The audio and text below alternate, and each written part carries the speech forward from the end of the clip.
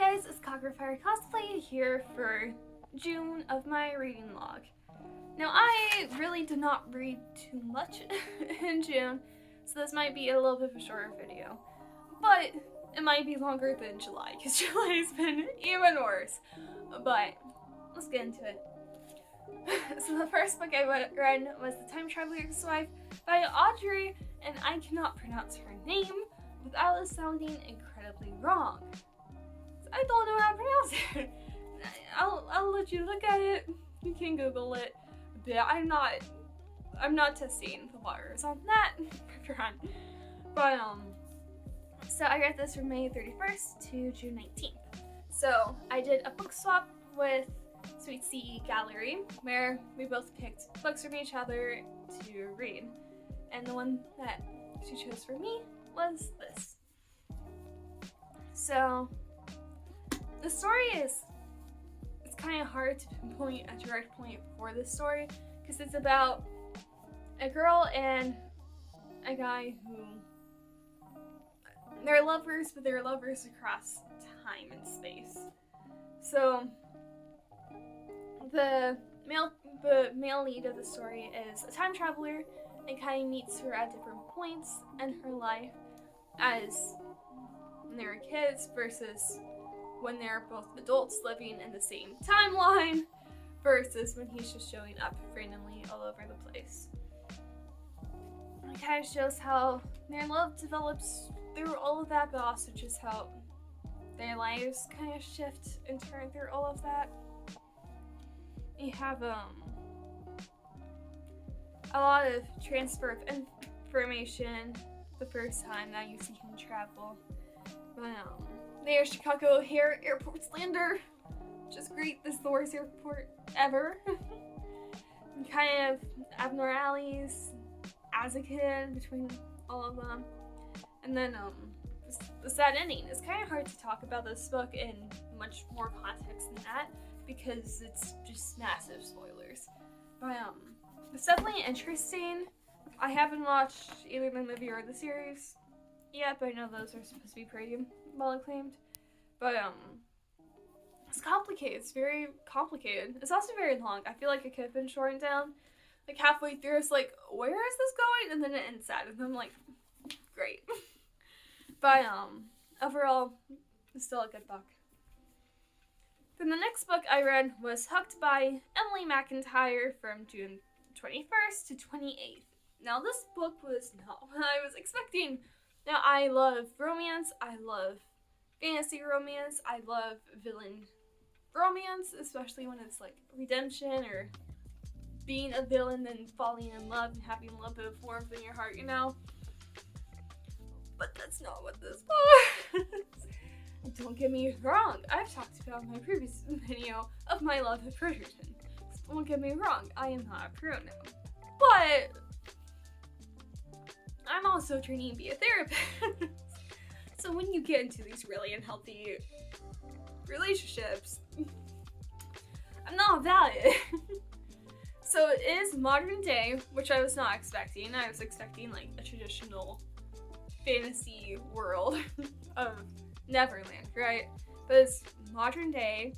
Now we need to stand up for herself at certain points, but also doesn't at certain points, and it gets pretty frustrating really quick. You just have so many red flags. It's just like, no. I had to push through to get through this, just for that reason. It's just, the idea that men hold the power in relationships is really gross. I feel like especially when you do villain romances, right, it's fun to see, especially if it's like a villain, seeing the girl kind of show that that's not the case because of how villain dynamics works, and that's not what we got. That's what I want. But you know, you have Winnie and John having the only healthy relationship in this book as brother and sister. You need like background checks. Like, I don't know. And I have a quote in here from Violet Bridgerton from the show of reformed rakes make the best of husbands. And I feel like that's a very good point. Not active criminals, reformed criminals. And then, like, by the end of the book, everyone sucks. Besides, like, maybe John. Maybe we can give John a bit of credit. Everyone else sucks. Winnie sucks. Like, it still ends up with him after everything that happens. I'm just like, why is this like this? It was terrible. I don't know. Especially since, like, Hook is one of those characters where I feel like you can give him a bit of credit. Because in most retellings, the reason why he doesn't have a hand is bullshit. It's because Peter Pan is, like, terrible and got his hand cut off. Or what?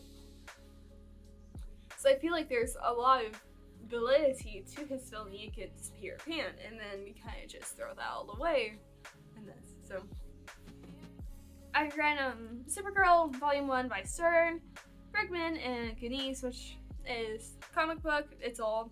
For this June 28th, primarily to see if I want to get rid of it or not. You have her testing her for all of the same Superman stuff, and then it just didn't really dive into her character at all. It was the first book, but it's just nothing about Supergirl's character, and it's pretty boring, so I don't have much to talk about in regards to that. And then you have the last book I read in June, because I didn't read much. I'm sorry. I've been busy. And if you follow me elsewhere, you know it's been busy.